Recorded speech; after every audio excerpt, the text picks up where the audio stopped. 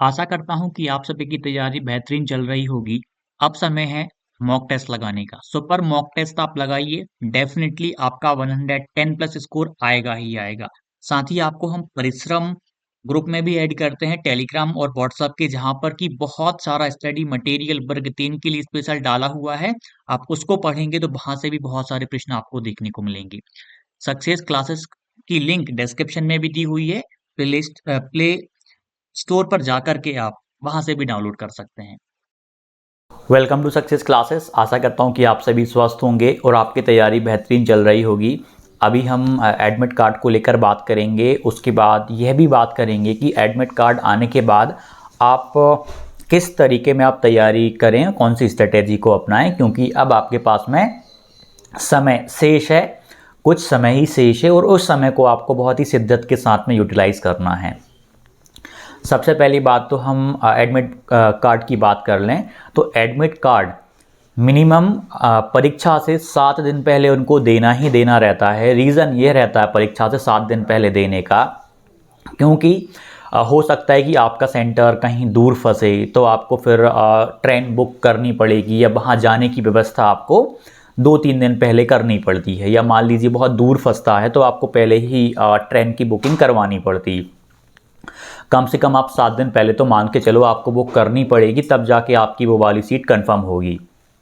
तो मिनिमम 7 दिन पहले वो आपका एडमिट कार्ड दे देंगे। यदि हम एडमिट कार्ड की बात करें, आप ये मान के चलिएगा जैसे ही भाई दूज हो जाएगी उसके बाद 1 से 2 दिन के अंदर अंदर आपको एडमिट कार्ड मिल जाएगा। यदि मैं दिनांकों में आपको बता दूं, 3 तारीख या 4 तारीख को आपका एडमिट कार्ड देखने को मिल जाएगा, क्योंकि आपकी परीक्षा होनी है 11 नवंबर से, और 11 नवंबर से आपकी परीक्षा होनी है। यदि हम 7 दिन पहले भी चलें तो उन्हें 4 तारीख को हर हाल में आपका एडमिट कार्ड जारी करना पड़ेगा।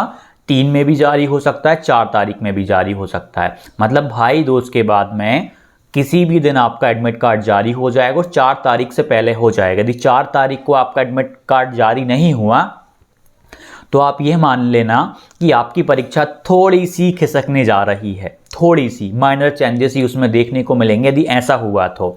लेकिन आप मेरी मानो, आपको तैयारी किस हिसाब से करनी है। आपको आपका टारगेट 11 नवंबर को ही ध्यान में रखते हुए करना है कि मुझे हर हाल में 11 नवंबर से पहले पहले पूरा का पूरा रिवाइज कर लेना है, पूरा कंटेंट एक बार अपनी आंखों के नीचे से निकाल लेना है, ताकि आपको मुख्य परीक्षा में कोई समस्या का सामना ना करना पड़े। अब देखिएगा, जिस विद्यार्थी की परीक्षा 11 नवंबर को फंसेगी उसके साथ में थोड़ी सी प्रॉब्लम हो सकती है, क्योंकि देखिए आप ईएसबी का नया पैटर्न है जहां पात्रता और चयन परीक्षा 2 परीक्षाओं से आपको गुजरना है। यानी अब प्री का थोड़ा बहुत तो वो लेवल चेंज करेंगे, या तो आसान करेंगे या थोड़ा सा डिफिकल्ट करेंगे। परिवर्तन तो होता रहता है, परिवर्तन से आपको बिल्कुल भी नहीं डरना है। आपका यदि 11 तारीख को पेपर फंसता है तो मैं उनके लिए सलाह दे रहा हूं, आप ना कुछ मेरी 2-3 बातों को याद रखिएगा। कभी भी कोई सी भी बड़ी से बड़ी संस्था पेपर बनाएगी, खासकर अपने एमपी की हम बात कर लें, तो आपकी शिफ्ट में 7 से 8 प्रश्न गलत रहेंगे। इस चीज़ को आप मेरी बात को हमेशा याद रखिएगा कि 7 से 8 प्रश्न गलत रहेंगे। यदि मैथ में गलत रहे तो आपका टाइम बर्बाद कर जाएंगे। यदि आपको लगे कि इस प्रश्न में मुझे बहुत ज़्यादा संदेह हो रहा है, मुझे आता है ये वाला कंसेप्ट, फिर भी मेरा गलत आंसर क्यों आ रहा है, तो आपको एक चीज़ अपनानी है, स्टार में डाल के उसको लास्ट में देखना है। वहीं पर उस प्रश्न के उत्तर से लड़ना नहीं है। हम पहले पूरे 150 क्वेश्चंस में से 140 क्वेश्चंस कर लें, बाकी हम 10 में फिर बाद में फाइट करेंगे। यह बात याद रखिएगा, ऐसी गलती नहीं दोहराना है। किस चीज़ को आपको सबसे पहले वहाँ पे हल करना है, तो मेरे हिसाब से आप भाषाओं को पहले कर लीजिएगा, क्योंकि भाषाएं आपकी हो जाएंगी तो आपका देखिए भाषाएं काफ़ी हद तक आपको सरल भी लगेंगी और आपकी मेंटलिटी बहुत अच्छी बन जाएगी। यदि आपका मैथ स्ट्रांग है तो आप सबसे पहले मैथ को करना, मतलब उस विषय को आपको सबसे पहले टच करना है जिस विषय में आपके सबसे ज़्यादा नंबर आते हों। उससे आपका ना कॉन्फिडेंस लेवल बढ़ जाएगा। यदि आपने, जैसे मान लीजिए आपकी शिफ्ट में ईवीएस सबसे पहले आ गई, तो आप ना, आपको यदि लगा कि ईवीएस टफ है तो ईवीएस को ना आप स्किप करना, उस टाइम आप ईवीएस को मत करना। यदि आपने ईवीएस को पहले कर ली ना और आपको टफ लगी, बहुत कठिन प्रश्न यदि डाल दिए कुछ ही उन्होंने, तो आपका जो माइंड है ना वो डिस्टर्ब हो जाएगा, फिर बाकी बचे कुचे प्रश्नों को भी आप गलत कर जाएंगे।